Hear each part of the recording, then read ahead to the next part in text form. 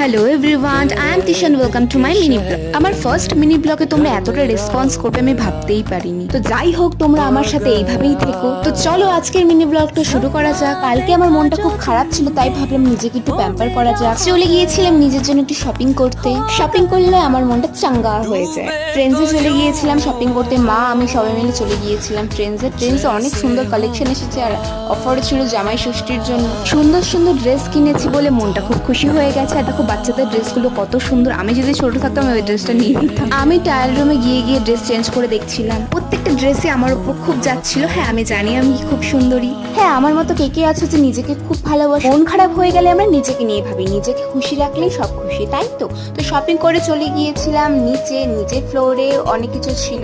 তো বিল টিল করে বাইরে বেরিয়ে আইসক্রিম খেয়ে নিয়েছি। তো আজকের দিনটা এইভাবেই কাটালাম আইসক্রিম খেয়ে শপিং করে। তো আমার ভিডিও ভালো লাগলে প্লিজ লাইক কমেন্ট শেয়ার করে দিও। Bye bye.